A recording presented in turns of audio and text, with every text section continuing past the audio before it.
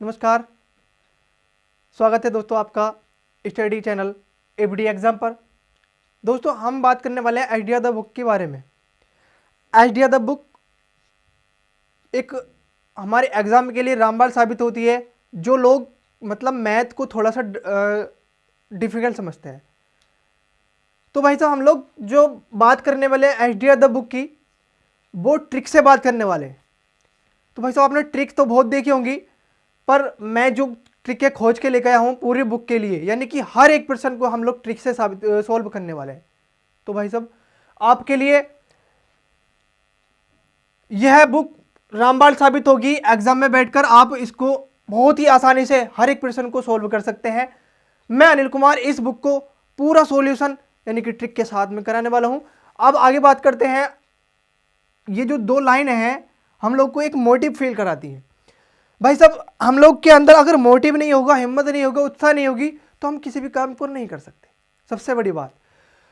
तो दोस्तों ये दो लाइनें सिर्फ आपको फील कराने के लिए है कि हम लोग के अंदर हिम्मत, उत्साह होना चाहिए, ताकि हम लोग आगे को मतलब जो है बढ़िया से काम कर सकें।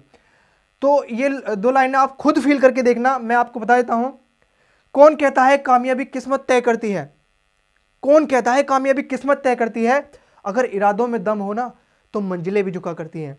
तो दोस्तों अभी आप इस मैथ को जब पढ़ लेंगे ना, तो मुझे उम्मीद है कि आप एग्जाम में जब बैठोगे तो बहुत ही हल्का जो है ना लगने वाला है। क्योंकि भाई साहब ट्रिक जो ऐसी चीज है कि हम लोग को एग्जाम में ना टाइम की बहुत सारी बचत करती है। तो कहने का मतलब यह है कि इस चैनल को सब्सक्राइब कर लीजिए और साथ ही बेल आइकन दबा दीजिए। अगर जो मेरी पढ़ाई हुई जो है आपको ट्रिक पसंद आए तो अपने दोस्तों में शेयर भी कर देना। तो दोस्तों सबसे बड़ी बात, हम लोग आइडिया द की बुक करेंगे, बात करेंगे आइडिया द मैथ। भाई तो आइडिया द मैथ ही क्यों पढ़ेंगे हम? क्योंकि यह बुक लो लेवल सवाल से लेकर हाई लेवल सवाल तक इसमें सारे के सारे आते हैं। और सबसे बड़ी बात कि हम लोग इसमें सीरियल वाइज पढ़ते हैं। कहने का मतलब ये, कोई भी चैप्टर मैंने प्रतिशत लिया तो इस प्रतिशत चैप्टर में जो सवाल होंगे ना, कहने का मतलब एक मेथड के सवाल इस वाले उसमें दे रखे होंगे, दूसरे मेथड के सवाल बिल्कुल जो सीरीज होती है ना, इस तरह से मतलब आपको दिए हुए होंगे। बहुत ही आसानी से हम इसको समझ पाते हैं कि जो हमारे जो सवाल है किस प्रकार से हम लोग को पूछे जा रहे हैं। तो सारे सवाल हम लोग के लिए परीक्षा में अच्छे साबित होंगे, क्योंकि यह जो है ना प्रीवियस ईयर की क्वेश्चन है। भाई साहब आइडिया द बुक अपने आप में ही बुक मानी जाती है, इसलिए हम लोग आइडिया द बुक को जो ट्रिक से सॉल्यूशन करने वाले हैं। तो भाई साहब आगे बात करते हैं हम लोग आइडिया द बुक के बारे में। आइडिया द बुक हम कैसे पढ़ेंगे, किस हिसाब से पढ़ेंगे, सबसे बड़ी बात यह होती है। तो घूमना नहीं है बिल्कुल भी, सिर्फ आप लोगों को पूरा कॉन्सेंट्रेट करके चलना है अपनी मंजिल पर, कि हम लोग किस तरह से ट्रिक को समझेंगे और किस तरह से हम लोग किताब को पूरी सॉल्यूशन करेंगे। मैं गारंटी देता हूं भाई साहब ये ट्रिक है ना बहुत ही मेहनत से खोज के लेकर आया हूं, और मुझे उम्मीद है कि आप लोगों को अच्छे से समझ में आएगा, और समझ में आए तो दोस्तों को शेयर भी करना। तो दोस्तों हम बात करने वाले हैं आइडिया द बुक के बारे में कि इसको पढ़ना कैसे है। भाई साहब चैप्टर इस बुक में, अंक गणित में सारे चैप्टर हैं। हम लोग क्षेत्र मिति भी पढ़ेंगे, सारा का सारा पढ़ने वाले हम ट्रिक से। तो दोस्तों सबसे बड़ी बात कि इसमें हमें पढ़ना क्या है। सबसे पहले पढ़ना क्या है? चैप्टर तो सारे के सारे वही होंगे। नंबर 1 पर हम लोग को पढ़ना क्या है इस चैप्टर में, इस बुक में? नंबर 1 चैप्टर है भाई साहब आपका प्रतिशत। नंबर 2 पर क्या पढ़ेंगे हम लोग? नंबर 2 पर पढ़ने वाले हैं अनुपात, समानुपात, समानुपात। नंबर 3 पर पढ़ने वाले हैं मिश्रण। उसके आगे को कोई भी चैप्टर हम लोग पढ़ लेंगे, बहुत ही आसानी से हम लोग इनको सॉल्व कर लेंगे। आप कहेंगे कि भैया प्रतिशत क्यों पढ़नी है? सबसे पहले तो चैप्टर आपका संख्या पद्धति का आता है। तो भाई सब सबसे बड़ी बात यह है कि हम लोग को जो जितने भी चैप्टर इस बुक में दे रखे हैं, इन्हीं में से ये वाले ही क्यों सॉल्व किए, यही वाली क्यों चूज किए? तो इसको भी बड़ी गहराई से समझना है, क्योंकि हर एक चैप्टर में इन प्रतिशत, इन अनुपात समानुपात, इन मिश्रण का यूज होने वाला है। सबसे बड़ी बात भाई साहब, प्रतिशत सबसे पहले हम इसलिए पढ़ेंगे क्योंकि हर एक चैप्टर में इसका यूज होने वाला है। और जैसे कि आपको मैंने बताया कि कोई भी चैप्टर है आपका लेस है मैस है, बात समझ में आ रही है। कोई भी चैप्टर है आपका क्षेत्र मिति में, कोई चैप्टर हम लोग ले लेते हैं क्षेत्र मिति में, क्षेत्र मिति में आपके क्षेत्रफल आ जाता है, आयतन आ जाता है, बहुत सारे चैप्टर आ जाते हैं। तो भाई साहब क्षेत्रफल में जो सवाल पूछेगा आपसे किस तरह से पूछेगा कि कोई भी एरिया है यानी कि कोई भी क्षेत्र देगा तो उतने परसेंट किसी भी चीज से घिरा हुआ है, इतने परसेंट किसी भी चीज से घिरा हुआ है। कहने का मतलब क्षेत्रफल है, कोई भी खेत है, इसमें आधा यानी कि 50% आपका जोत दिया जाता है, 50% को छोड़ दिया जाता है। भाई साहब 50% ये परसेंट है क्या भाई साहब, इसमें यूज हो रहा है नहीं हो रहा है परसेंट का। तो ये प्रतिशत परसेंटेज का हम लोग हर चैप्टर में यूज करेंगे, तो इसलिए सबसे बेहतर तरीके से हम लोग इनको पढ़ेंगे अच्छे से, ताकि हम लोग को और चैप्टरों में कोई भी दिक्कत ना आए। अब बात करते हैं भाई साहब आपके परसेंटेज चैप्टर की। ये प्रतिशत चैप्टर को पढ़ने से पहले हम लोग कुछ बातें ऐसी हैं जो उन्हें जान ले तो बहुत ही लाभदायक हम लोग के लिए साबित होगा। तो भाई साहब प्रतिशत सबसे पहले हम लोग को जानना है किसे कहते हैं। ये परसेंटेज हम लोग को जानना है किसको कहते हैं। भैया परसेंटेज जो है प्रति प्लस शत से मिलकर बना है। अब आप इस बात को समझने की कोशिश करना, ये जो प्रति होता है ये क्या होता है भाई साहब, बटा का चिन्ह होता है, आप लोग अच्छे से जानते होंगे। और शत क्या होता है, हम लोगों का 100 होता है। ये कहां से आया, ये हम लोग को प्रतिशत बता रहा है कि ये प्रति और 100 होता है। यानी कि कोई भी हम लोग को कोई भी 50% कोई भी चीज दे रखी है तो उसको हम लोग को कैसे सोल्व करना है, यानी कि 50 के बटे में कितना होना चाहिए, 100 होना चाहिए। बात समझ में आ रही है। कहने का मतलब ये जो परसेंट है, ये जो बिंदियां लगी हुई होती हैं परसेंट में, इस तरह का तो चिन्ह होता है, ये चिन्ह ही तो है। अब इसमें जो बिंदियां लगी हुई हैं इनका मतलब क्या है, तो इनका मतलब समझने के लिए भाई साहब आप लोगों को ये वाली बिंदी का 1 होता है और ये वाली बिंदी का 100 होता है, और ये बटा जो है ये आ जाता है। तो इसका मतलब भाई साहब ये होता है आपका 1/100। तो ये 1/100 क्यों लिखा भाई साहब, यहां से हम लोग को परसेंटेज खत्म करके यहां पर हम लोगों ने 100 भाग में लिख दिया। भाग में तो है, 1 से हम लोग अगर 50 में गुणा करें तो इतना ही बन जाना है। बात समझ में आ गई होगी। मैं थोड़ा सा डीप में समझा रहा हूँ, थोड़ी मुझको आदत सी हो जाएगी तो मैं आप लोग जैसे तेजी से बोलेंगे तो तेजी से आराम से हम लोग पढ़ लेंगे। वैसे तो ये बच्चे वाली बातें हैं, आप लोग अच्छे से जानते होंगे इन बातों को।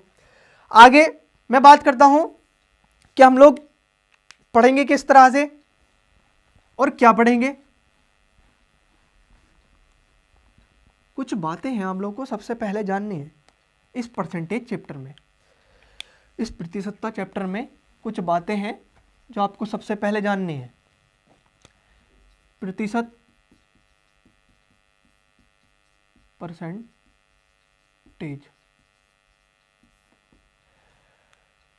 तो बात करते हैं हम लोग। ये तो आपको पता चल गया कि 2 बड़ों से मिलकर बना है प्रति प्लस सतता से। याद करने वाली जो बातें हैं हम लोग को याद कर लेनी है, याद रखनी है भाई साहब। ये बातें आपको याद रखनी है, क्योंकि अगर हम लोग इसको याद कर लेंगे ना तो सवाल में बहुत ही जल्दी, यानी कि ट्रिक का मतलब क्या होता है भाई साहब, एकदम से हम लोग ट्रिक में यूज कर लेंगे ना तो लगभग 5 सेकंड में आप लोग इसको सोल्व कर लोगे। 5 या 10 सेकंड जो भी लगेंगे उस सवाल को आराम से सोल्व कर लोगे, याद जो आपने ये वाली बातें कर ली जो मैं लिखवा रहा हूं। ठीक है, अब हम बात करते हैं भाई साहब प्रतिशत की। तो मैं कहूंगा एक में कितने परसेंटेज, यानी कि 1 कितने के बराबर होता है, 1 कितने के बराबर होता है, तो आप कहेंगे भाई साहब 100% के बराबर होता है। बात समझ में आ रही है। अब ये जो एक है 100% के बराबर कैसे है ये आप जान लेंगे। मैंने क्या बताया भैया, एक जो है 100 के बराबर है, 100% के। अब मैंने एक बात बताई थी आपको, परसेंट के बराबर में क्या होता है भैया, 1/100 होता है नहीं। अब ये इस वाली परसेंटेज को हटा के अगर मैं 1/100 लिख दूं, 1/100 से गुणा कर दूं तो कौन सी दिक्कत है, ठीक है। इस 100 से इस 100 को हम भाग कर देंगे, बचेगा क्या, 1। तो भाई साहब ये 1 आ गया हमारा, बात समझ में आ गई। इसका आंसर कितना आया, 1। तो यानी कि दोनों चीजें ये बराबर हैं, तो कहने का मतलब ये भी दोनों बराबर हैं, ठीक है ना। हम लोग यही तो बात कर रहे हैं। आगे बात करते हैं हम लोग 1/2 की। ये याद रखनी है आपको बातें, 1/2 की। 1/2 को हम लोग क्या कह सकते हैं भाई साहब, 50%। आगे बात करते हैं 1/3 की। 1/3 को हम लोग कह सकते हैं 33 सही 1/3%। बात करते हैं 1/4 की, इसको कह सकते हैं 25%। 1/5 की, इसको कहते हैं हम लोग 20%। 1/6 की, इसको कहते हैं हम लोग 16 सही 2/3%। 1/7, इसको कहेंगे हम 14 सही 2/3%, सॉरी 2/7%। आगे बात करते हैं 1/8 की, इसको कहेंगे 12.5%। आगे बात करते हैं 1/9 की, इसको कहेंगे 11 सही 1/9%। अब ये जो सही में जो बातें आ रही है ना, ये सही जो लिख रहे हैं, यानी कि मैंने इसको बोला 12.5, इसको मैं साढ़े थोड़ी ना बोलूंगा, क्योंकि हम आधे को साढ़े बोलते हैं ना, बात समझ में आ रही है। इसको हम 11 सही 1/9 बोलेंगे। अभी ये कैसा आया हम लोग ये भी सीखेंगे अभी बहुत आराम से। अब बात करते हैं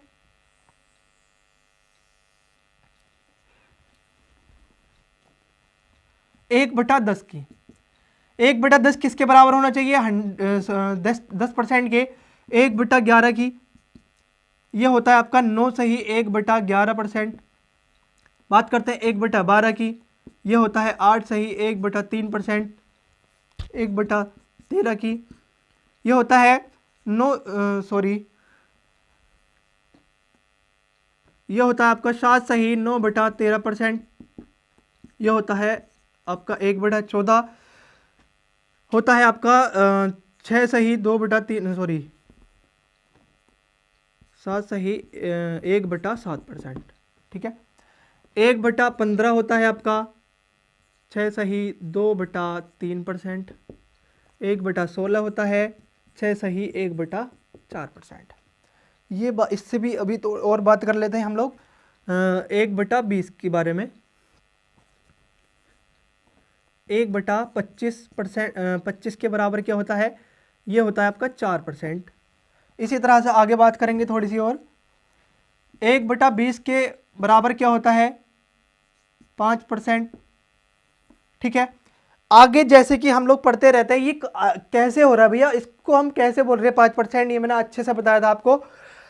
अब कभी कभी ये भी आ जाता है 3/8, तो इसको हम 37.5% या 37 सही 1/2% भी बोल देते हैं। बात समझ में आ रही है। इसको दशमलव में अगर इसको बनाना हो, कहने का मतलब मुझे इसको 6 सही 1/4 को दशमलव में बनाना हो तो किस प्रकार से बनाएंगे, वह बातें भी हम अभी सीखेंगे। इनको आप अच्छे से नोट डाउन कर लेना, वीडियो को पॉज करके वगैरह करके, जैसे भी आप चाहें तो इसको नोट डाउन कर लेना, इसको याद रख लेना भाई साहब, इसको याद कर लेना आप लोग अच्छे से, ताकि हम लोग को सवाल करने में कोई भी परेशानी ना हो। ये बातें मैं आप लोग को अच्छे से बता रहा हूं। आगे जैसे कि सवाल आएंगे तो मैं खुद ब खुद लिख दूंगा, आप लोग खुद समझ जाएंगे, ठीक है। आगे बात करेंगे हम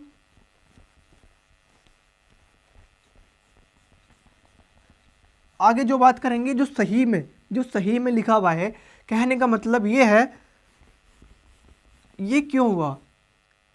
अब ये जो सही वाला होता है इसको हमने दशमलव में कैसे लिखा, मैंने कहा ये 37.5% है, 37.5 यानी कि 37 सही 1/2% है। तो इसको हमने यानी कि दशमलव में कैसे बनाया, तो इससे तो भैया हमने मतलब रखना नहीं है, इससे ये तो अलग है बिल्कुल, ठीक है। अब 2 को हम इसको भाग देंगे 1 से, अगर 2 को भाग देंगे 1 से तो एक में तो भाग नहीं जा रहा क्योंकि छोटा है, तो हम दशमलव लगा देते हैं, यानी कि 37 से तो मतलब नहीं है, हम लोग दशमलव लगा देते हैं और 10 में क्या बढ़ जाता है, 0 बढ़ जाता है। आगे बात करेंगे कि 2 से 10 को भाग देंगे तो कितना आएगा, 5। तो ये चीज आपकी कहां से आई, बात समझ में आ रही है किस तरह से आई। आगे हम बात करेंगे और भी बात बता देता हूं मैं कि ये जो है 3/8 को हमने 37 सही 1/5 ही क्यों लिखा, ठीक है, कैसे लिखा। तो मैंने अभी बताया था कि 1/8 बराबर 12.5% होता है। अब ये जो 12.5% है, क्या मैं इसको 3 गुणा 1/8 लिख सकता हूं, ठीक है, लिख सकता हूं बिल्कुल। आगे इस 3 से हमें अभी मतलब नहीं रखना है, इस 1/8 की जगह, नहीं इसके 1/8 की जगह हम लोग 12.5% लगा देते हैं, 12.5 सॉरी 12 सही 1/2, बात समझ में आ रही है। तो 3 से 12 की गुणा करेंगे हम, 3 12 तिया 36, अब बचता है ये इस वाले 3 की इससे गुणा भी होगी, एक से भी होगी, 3/2 ये हो जाता है। अब भैया भाग तो जा सकती है क्योंकि 3 बड़ा है ऊपर, 2 से भाग दे देंगे। सबसे पहले हम लोग 2 से भाग देंगे तो कितनी बार चले जाएगा, पूरा पूरा एक बार, 2 एकम 2, तो यहां पर कितना बचेगा, 1 बचेगा और नीचे भी बचना है 2। अब यहां से जो एक बार भाग गया था तो वो एक जो है इसमें ऐड हो जाएगा, बात समझ में आ रही है। तो इसमें ऐड होगा तो कितने हो जाएंगे, 37। तो ये इस तरह से आपका बन जाता है, ये गया आपका 3/8, बात समझ में आ रही है। ये ज़्यादा बड़ी बात नहीं है, जैसे कि हम लोग सवाल में परेशान हो जाते हैं, कोई चीज़ याद नहीं रहती है तो ये उसकी जरिया है। अब हम लोग को वो तो याद रखनी है बातें, अगर याद हो जाती हैं आपको तो अच्छी बात है, अगर याद नहीं होती हैं तो आप इस तरीके से निकाल सकते हैं। और भी मैं बता देता हूँ ताकि आपको परेशानी ना पड़े। कहने का मतलब यह है कि अगर मैं कहूँ कि 50% किसके बराबर होता है, ये तो आसान सा है, 1/2 के बराबर होता है, ठीक है। कैसे हुआ था, परसेंट को हटाऊंगा और गुणा कर दूंगा 1/100 से, क्योंकि मैंने बताया था कि परसेंट के बराबर में 1/100 होता है, वो लिख रहा है उधर, ठीक है। तो 1/100 होता है, तो अब क्या करेंगे, 50 से इसको भाग दे देंगे 2 बार, एक तो यह हैगा और 2 यह हैगा, किसके बराबर होता है, 1/2 के। आगे कुछ बात करते हैं हम लोग। मैंने कहा 5 सही 3/2% किसके बराबर होता है, तो ये तो हमने नहीं लिखवाया था। अगर मान लो ये आ जाए तो कैसे करेंगे, तो कैसे करेंगे भाई साहब, इसमें कुछ नहीं करना है, 5 इस 2 को इससे गुणा करनी है पहले, 2 पंजे 10, 10 और 3 13 हो जाते हैं, बटा में कितना है 2% आ जाएगा। अगर हम इसको परसेंट को भी हटा दें 13, तो किससे गुणा करेंगे, 100 से गुणा करेंगे, तो 13/200, बात समझ में आ रही है। तो इस तरह से हम लोग कर लेंगे। अगर ज़्यादा ही इसको हल करना है, दशमलव में लेना है, तो आप भाग देना अच्छे से जानते हैं, ठीक है। आगे बात करते हैं, ये बात आपको समझ में आ रही होगी उम्मीद है।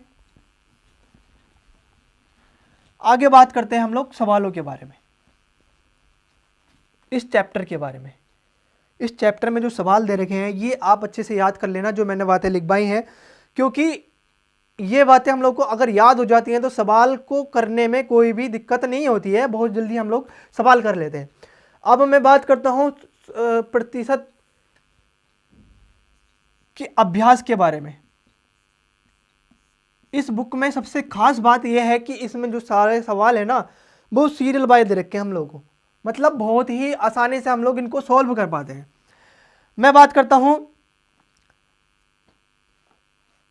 मैं बुक में देख रहा हूं क्योंकि आपका सवाल स्क्रीन पर आ रहा होगा। प्रतिशत कमी पर आधारित प्रश्न, तो बुक महारी कहता है पहला मेथड क्या कहता है, प्रतिशत कमी पर आधारित प्रश्न। तो ये वाली लाइन हमको बता रही है, ये वाली लाइन क्या बता रही है हमको, कि जितने भी सवाल इसके नीचे हैं अगले अगले मेथड तक, जितने भी सवाल इसके नीचे हैं उसमें प्रतिशत कमी पर आधारित प्रश्न है सारे के सारे। बात समझ में आ रही है? आगे सबसे नंबर 1 सवाल हमसे क्या कह रहा है वो जान लेते हैं हम लोग कि एक कर्मचारी की मजदूरी में 20% की कटौती की गई है। भाई साहब कमी की गई है, कोई मजदूर है उसकी मजदूरी में 20% की कटौती की गई है। यदि उसकी मजदूरी को पुनः पहले की मजदूरी में लाना हो तो कितनी वृद्धि करनी पड़ेगी? बात समझने की कोशिश करना। बस इस सवाल में मैं थोड़ा सा टाइम लूंगा, आगे को बात खुद ब खुद आप लोग को समझ में आ जाएगी। कहा कि कोई भी वस्तु 100% थी, यानी कि उसकी मजदूरी यानी मजदूर की मजदूरी 100% थी, उसमें 20% की क्या कर दी? कमी कर दी। कमी कर दी, कमी को हम लोग माइनस बोलते हैं, कमी कर दी। तो उसकी सैलरी कितनी बची होगी? मजदूरी कितनी बची होगी? 80%। अब ये कह रहे हैं अगर 80% से मुझे फिर 100% करनी हो तो कितने परसेंट की बढ़ोतरी करनी पड़ेगी? तो भाई साहब आप लोग ऐसा मत करना कि इसमें 20 जोड़ देंगे तो 100% हो जाएगा, नहीं भाई साहब। अब हम लोग ट्रिक पढ़ने वाले हैं इसकी, किस तरह से हम लोग को सवाल करना है, ठीक है। सबसे पहले ये कितनी बची थी? 80% बची थी। कितने की कमी हुई थी? 20% की कमी हुई थी। अगर हम परसेंट में निकालते हैं कि कितने परसेंट हम लोगों को जो है, इसको परसेंट को आप हटा देंगे क्योंकि परसेंट से परसेंट कट जाना है। बात समझ में आ रही है? आगे सबसे बड़ी बात कि अभी हम बात कर रहे थे कि किसी भी चीज को परसेंट निकालनी हो, कहने का मतलब ये कि हम लोगों ने प्रतिशत को, हम लोगों ने इस चिन्ह को हटाकर 1/100 लगाया था। अगर हम लोग इस 1/100 लगाया था, इस चिन्ह को लाने के लिए क्या करेंगे? 100 से गुणा करेंगे। क्यों? क्योंकि भाई साहब आप इस बात को समझने की कोशिश करना, क्या होता है परसेंट के बराबर ये होता है। तो मैंने कहा कोई भी वस्तु कितनी थी? 50% थी, ठीक है, 50% थी। और थोड़ा सा इस तरह से आप समझिए, मैं आपको बता देता हूँ कि क्यों गुणा लगाना है, ठीक है। तो मैंने कहा कि कोई वस्तु आधी थी, यानी कि आधी थी, ठीक है। अब इसको परसेंट में बताना है, किस तरह से इसको परसेंट में बताना है, ठीक है। 1/2 को परसेंट में बताना है, किस तरह से? तो वैसे परसेंट का मतलब क्या होता है आप लोग खुद बताइए। 1/100 होता है, नहीं होता है, ठीक है। अब इस 100 को क्या करेंगे हम? इसमें गुणा कर देंगे, क्योंकि ये यहाँ से आ जाएगा भाग से, कहाँ पर आता है? गुणा में आता है। बात समझ में आ रही है? बात समझ में आ रही है? तो यहाँ पर क्या था भाई साहब? हमारा परसेंटेज जो था परसेंट में निकालना है, तो क्या बात वही आ जाएगी? ये चीज़ हम लोग 100 से गुणा कर देते हैं तो 50%, यानी कि परसेंट में वो बन जाता है। तो इसलिए हम लोग यहाँ पे गुणा कर रहे हैं, यानी कि कोई भी मजदूर की मजदूरी 100% थी, उसमें कमी की गई तो कितनी मजदूरी बची? 80। और उसमें कितने की कमी की गई? 20% की। और 100% से 100 से हम लोग गुणा कर दी, तो कह रहे हैं कि वही पुनः कीमत उसकी आ जाएगी। इस जीरो से इस वाले जीरो को काट देंगे तुरंत, और इससे 4 से काट देंगे, 4 दूना 8, 4 पंजे 20। इस 2 से काटेंगे, 2 पंजे 10, 5 की 5 से गुणा कर देंगे, कितना आ जाएगा? 25%। मुझे उम्मीद है आप लोगों को समझ में आया होगा। भाग तो अच्छे से जान लेते हैं। अब ये भाग तो हम अच्छे से सीख लेते हैं 8वीं क्लास में, परसेंट भी सीखते हैं, पर ये थोड़ा सा याद नहीं रह पाते हैं ये चैप्टर। जब कॉम्पिटिटिव एग्जाम में आते हैं तो इसको डिफिकल्ट तरीके से एग्जामिनर पूछता है। तो ये सवाल आपको अच्छे से समझ में आ गया होगा। अब हम लोग इसको दूसरे तरीके से करेंगे। ये ट्रिक थी, थोड़ी सी आप लोग को लॉन्ग भी लग रही होगी। हम लोगों ने बातें बताई थी, अभी जो बात बताई थी कि हम लोग ने 20% जो था क्या लिख रहे थे? उसको 1/5 लिख रहे थे, मैंने जो अभी बातें लिखवाई थी। तो भाई जो इस तरह से इसका यूज क्यों नहीं किया? इसका यूज करेंगे, सबसे बड़ी बात यहीं से ट्रिक बन जाती है, ट्रिक बन जाती है। तो अब हम इसका यूज करेंगे। इस सवाल को आप उतार लेना, अच्छे से नोट डाउन करते रहना अपने रजिस्टर में, क्योंकि ऐसा होता है नोट्स हम बना लेते हैं ना, तो बार बार हम लोग को वीडियो देखने की आवश्यकता नहीं पड़ती। तो भाई साहब हम लोग का सेकंड मेथड क्या कहता है, सेकंड मेथड से हम लोग करेंगे, इसको अल्ट्रा शॉर्ट मेथड बोलते हैं, मेथड अल्ट्रा शॉर्ट मेथड बोलेंगे। तो भाई साहब इसका सेकंड मेथड हमारा क्या कहता है कि किसी मजदूर की मजदूरी में 20% की अगर कमी की जा रही है तो कितने बराबर होता है, 1/5 के बराबर। कहने का मतलब मजदूर की मजदूरी कितनी है, 5 है, और उसमें कमी कितनी की जा रही है, 1 की कमी की जा रही है। तो 1 की कमी की जा रही है तो कितने बचेंगे, 4 बचेंगे। बात समझ आ रही है, इसमें कितनी की कमी की जा रही है, 1 की कमी की जा रही है। कह रहे हैं कि अगर पुनः उसकी मजदूरी उतनी ही लानी पड़े, 100% बनानी पड़े, तो कितने % से गुणा करनी होगी। तो इसको क्या करना है भाई साहब, इसको 1 को इसके ऊपर लिखना है, कुछ नहीं करना है, और 100 से गुणा कर देनी, % आ जाता है, क्योंकि 1/5 तो था ही हमारा यहाँ पे। इसके जो है ना, ये जो है आपका 4 जो है उतने लानी है, क्योंकि कहने का मतलब उतनी मजदूरी लानी है, तो 4 से भाग कर देंगे, कितना आ जाएगा, 25%। तो ये तरीका आप लोगों को अच्छे से समझ में आ गया होगा, ठीक है। ये कैसे हुई बातें आप लोगों को अच्छे से समझ में आ गई होंगी। कितनी कमी की गई थी, यानी कि कोई भी वस्तु कम की गई थी तो कितनी बची थी, वो 4 बची होगी, यानी कि यहाँ से बची होगी 4। अब उसमें कितने की कमी की गई थी, 1 की। पुनः हम लोग उसको वापस ला रहे हैं, 100 से गुणा कर रहे हैं, और 25% हमारा आंसर आ रहा है। तो ये बातें मैंने इस सवाल में थोड़ा सा ज़्यादा टाइम लिया है, क्योंकि सारे हम लोग सवाल अब अच्छे से समझ में आ गए होंगे आपको, ये वाले सवाल, तो सारे सवाल आप अच्छे से कर लेंगे। तो दूसरा सवाल हम लोग को क्या कह रहा है, दूसरा सवाल भी बहुत ज़्यादा अच्छा है, एसएससी एफसीआई में आया हुआ है 2011 में और 2012 में, ठीक है। ए का वेतन वी के वेतन से 33.3% कम है। अभी मैंने बात बताई थी कि 1/3 को हम 33.1/3 लिखते हैं, सवाल में इसका यूज होगा। 1/3% कम है ए का वेतन बी के वेतन से, तो बी का वेतन ए के वेतन से कितने % ज़्यादा है, बस ये बताना हम लोग कितने % ज़्यादा है। तो अभी 33% कम है, ए का वेतन बी के वेतन से 33.1/3% कम है। तो मैंने क्या माना, बी का वेतन कितना होना चाहिए, 3 होना चाहिए, और ए का वेतन ही तो कम है, तो ए का वेतन कितना होना चाहिए, 2। कितने की कमी है भैया, 1, यानी कि वही 1 जो है ना हम लोग का, ये 1/3 33%, 1/3 है। आगे बात करेंगे कि वही कह रहे हैं कि कितने % कम है ए का वेतन, इससे कितने % कम है। तो भाई ए का वेतन यही तो है, कितना कम है, 1 है, ए का वेतन कितना है, 2 है। गुणा किससे करनी है, % में पूछा है तो गुणा 100 से करनी है, 2 से भाग दे देंगे, कितनी बार जाएगा, 50 बार जाएगा, 50% आपका आंसर हो जाएगा। बात समझ में आ रही होगी। तो ये बहुत ही अच्छे से हम लोग को बातें समझ में आ रही होंगी। ये ट्रिक हम लोग की बहुत ही अच्छी है, और सवाल को एकदम से लगभग 10 सेकंड आप लोग को लगेंगे अगर इसकी प्रैक्टिस करेंगे तो आप, मुझे उम्मीद है। आगे तीसरा सवाल क्या कह रहा है, एक वस्तु का दाम 10% घट गया, पूर्व मान में उसको पुनः लाने के नए में कितने % बढ़ाना होगा।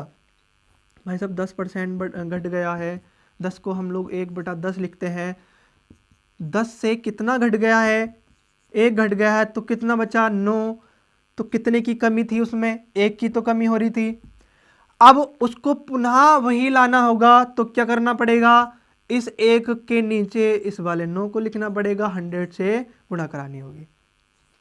अभी मैंने एक बात बताई थी कि 1/9 के बराबर कितना होता है, आप लोग अच्छे से जानते हैं कितना होता है, 1/9 के बराबर में कितना होता है, क्या रहा सही, 1/9%। आप अच्छे से जानते होंगे, ठीक है, कोई ज़्यादा बड़ी बात नहीं है, आप लोगों ने पहली वो बातें याद कर ली होंगी, तो आप अच्छे से इसको सॉल्व कर पा रहे होंगे। आगे चौथा सवाल हम लोग का क्या कह रहा है, अच्छे से देखेंगे। चौथा सवाल कह रहा है, एक वस्तु की कीमत 10% घटा दी जाती है, इसे मूल कीमत पर लाने के लिए नई कीमत में कितनी % की वृद्धि की जाएगी। तो भाई साहब बिल्कुल सेम सवाल है। अब जो पीछे हम लोगों ने 3 सवाल कर लिए हैं, चौथा सवाल भी बिल्कुल वैसे ही होगा। आप लोग को ट्राई में दिया जाता है, क्योंकि आप लोग खुद करके देखना इसको, ठीक है। आगे बात करते हैं 5वें सवाल की। किसी वस्तु पर टैक्स 10% कम कर दिया जाता है यदि उसकी आय वही बनी रहे तो उस वस्तु में का उपभोग कितने % बढ़ा। बिल्कुल सेम सवाल है, आप लोग खुद करके देखेंगे, ठीक है। क्यों? क्योंकि भाई साहब हम लोग को जल्दी से जल्दी किताब करनी है।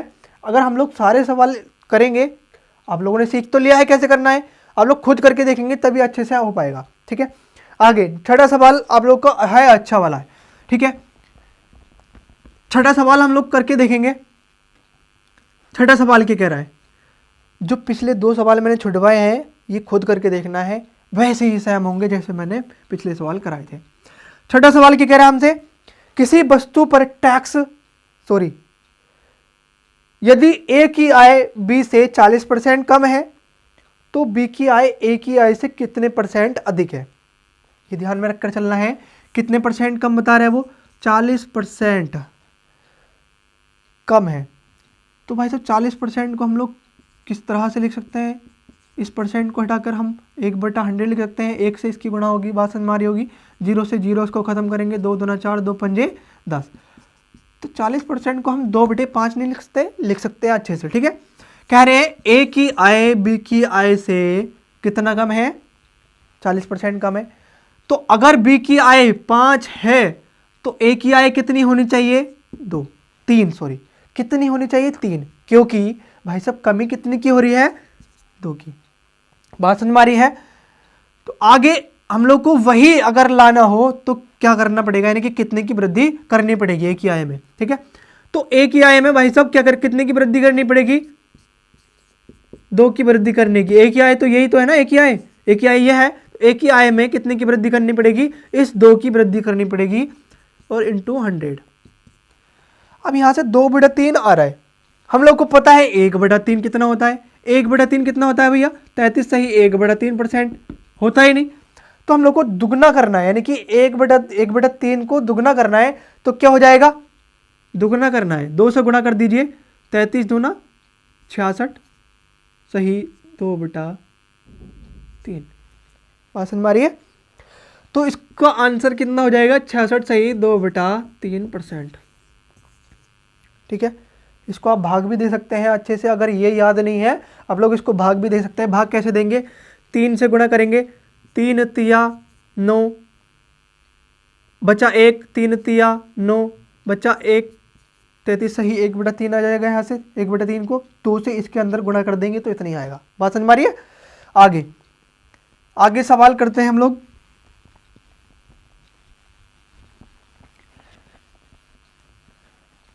इस मेथड के सवाल सिर्फ 6 ही थे, आप अच्छे से देख पा रहे होंगे। इस मेथड के सवाल 6 ही थे। आगे जो सवाल है प्रतिशत वृद्धि पर आधारित प्रश्न,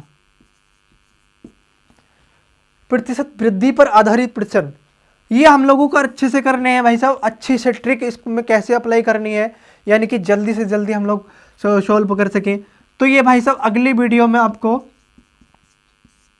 मिलेंगे, अगली वीडियो में, ठीक है। अगली वीडियो में अगर ये वीडियो आपको अच्छी लगी हो, कुछ समझ में आया हो, तो मुझे उम्मीद है कि आप सब्सक्राइब जरूर करेंगे चैनल को और दोस्तों में शेयर करेंगे।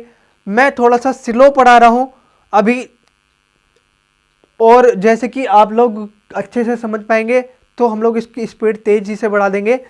आप चिंता ना कीजिए कि जो मैथ है, मैथ का डर सिर्फ हम लोग को डीप में अगर जाएंगे ना तभी निकलेगा। मैं क्यों लेट बता रहा हूँ आपको, देखिए समझना हम लोगों के लिए बहुत ज़रूरी है। पहले हम लोग बेस क्लियर कर लेंगे तो हम लोग को सवाल करने में कोई भी यानी कि बड़ी बात नहीं है। तो मेरे कहने का मतलब इतना सा है कि मैं आराम से इसलिए पढ़ा रहा हूँ कि आपको अच्छे से समझ में आए, और आप जब दोबारा से प्रैक्टिस करें इसकी तो मिनटों सेकंडों में इसको हल कर सकें। मिनटों में तो नहीं, सेकंडों में हल करेंगे, इतनी बात की आपसे मैं बता देता हूँ। तो भाई साहब यहीं समाप्त करते हैं। नमस्कार, जय हिंद, और चैनल को सब्सक्राइब कर देना, वीडियो को शेयर कर देना, लाइक भी कर देना अगर अच्छी लगी हो तो।